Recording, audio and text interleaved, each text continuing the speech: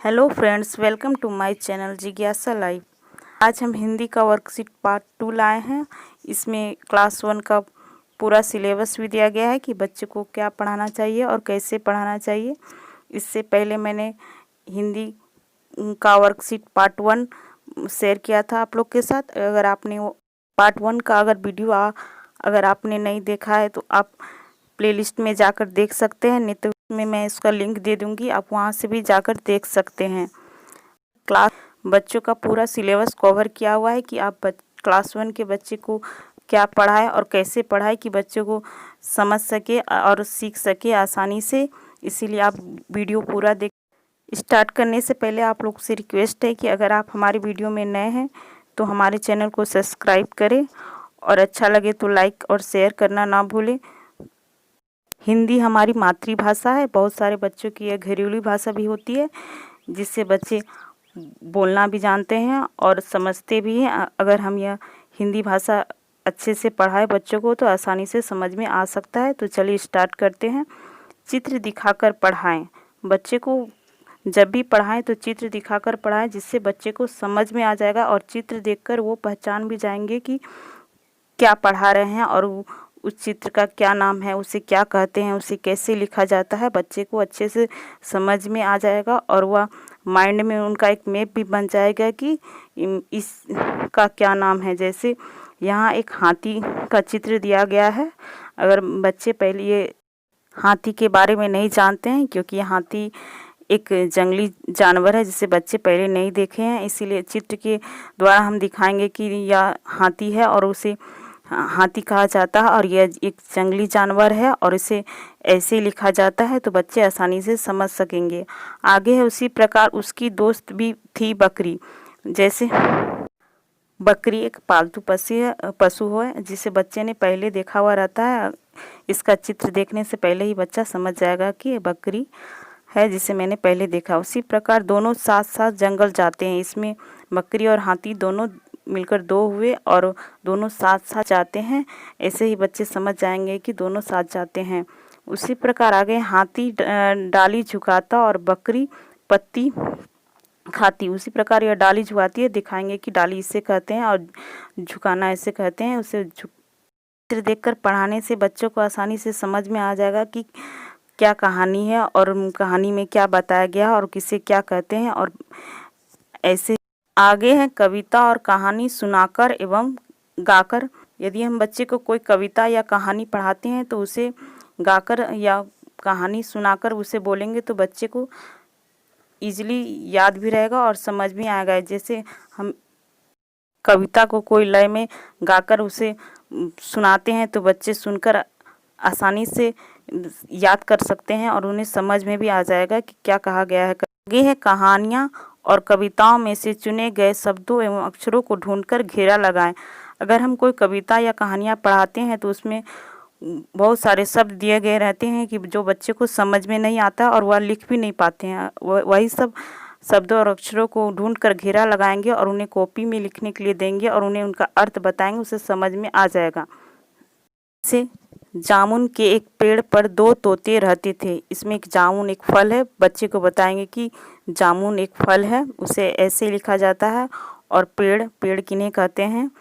फिर दो, एक और एक दो हुए। फिर तोता एक पक्षी है। ऐसे ही बच्चे को अक्षर है उसे ढूंढकर कॉपी में लिखेंगे और उसका अर्थ बताएंगे और कैसे लिखा जाता है। और बार बार उसे लिखवाने पर बच्चों को इजीली याद हो जाएगा और वह आगे कविता को अपने से पढ़ सकते हैं और समझ भी सकते हैं। भी कोई दिक्कत नहीं होगी कि किस शब्द को कैसे पढ़ा जाता है। आगे है चित्र को शब्द से मिलाइए और शब्द को चित्र से मिलाएंगे।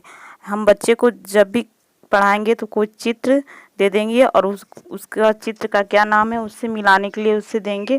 फिर उसी प्रकार शब्द दे देंगे, फिर शब्द को चित्र से मिलाने देंगे कि उसका जो नाम है उसका क्या चित्र होगा। जैसे यहाँ डमरू दिया गया है, उसे टमाटर है, टमाटर का चित्र है। यहाँ पे शब्द दिया गया है। बच्चे टमाटर को देखकर उस शब्द को मिलान कर सकते हैं। उसी प्रकार डमरू का चित्र दिया गया है, बच्चे डमरू को देखकर उसका क्या नाम है उससे मिलान कर सकते हैं। ऐसे ही बच्चे को चित्र देखकर पढ़ाएं कि बच्चे चित्र देखकर आसानी से उसका नाम लिख सके और समझ सके। आगे है फ्लैश कार्ड से शब्द ढूंढिए और कॉपी में उतारिए। हम बच्चे को फ्लैश कार्ड से भी पढ़ा सकते हैं। जैसे कोई कार्ड दिया गया है, जैसे क से कमल होता है, कमल फूल का चित्र दिया गया है, उससे बच्चे ढूंढकर और चित्र देखकर भी पहचान सकते हैं कि यह क्या है और उसे कैसे लिखा जा सकता है। ऐसे ही बच्चे को तरह तरह के नए नए शब्द सीखने के लिए हम फ्लैश कार्ड का प्रयोग कर सकते हैं। आगे है चित्र देखकर उसका नाम लिखाएं।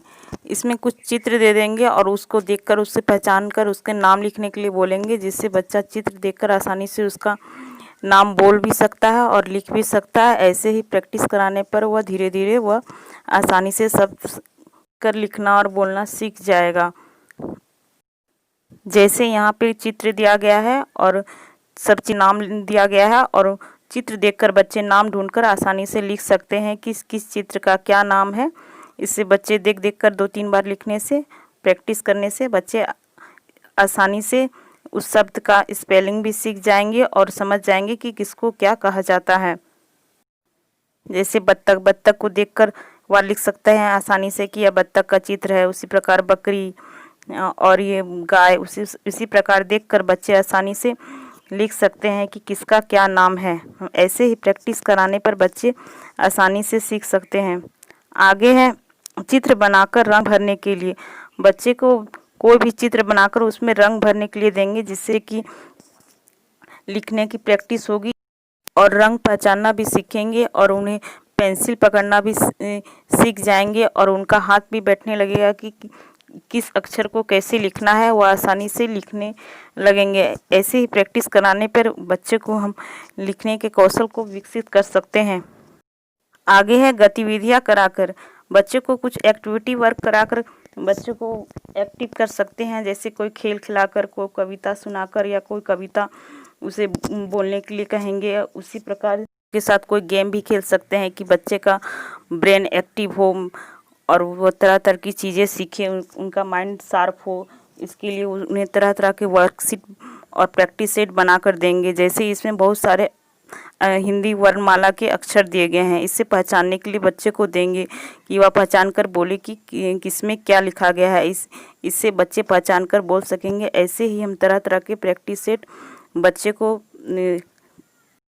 कॉपी में भी बनाकर दे सकते हैं कि बच्चे आसानी से कॉपी में बनाकर लिख सके और जिससे बच्चे बिजी भी रहें और उनका माइंड भी एक्टिव रहे। जैसे इसमें स्टार दिया गया है, उसे पूरा करने के लिए बचेंगे तो वह देख देख कर पूरा कर सकता है कि कैसे बनता है।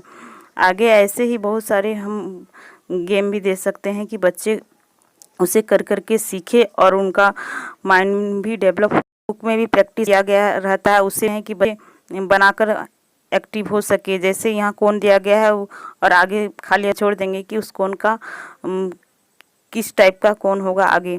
उसी प्रकार एक डॉट डॉट वाला भी गेम बच्चे के साथ खेलकर माइंड डेवलप कर सकते हैं। यह गेम आप बच्चों के साथ आप भी खेल सकते हैं कि बच्चे इससे बिंदुओं लाना सीख की प्रैक्टिस होगी और मेंटली भी एक्टिव रहेगा। ऐसे ही हम तरह तरह के गेम बच्चे को कराकर आप बच्चों को एक्टिव कर सकते हैं कि बच्चे पढ़ने में भी रुचि ले सके। आई होप आपको वीडियो अच्छी लगी होगी। अगर अच्छी लगे तो प्लीज़ लाइक और शेयर करना ना भूलें। Thank you for watching this video.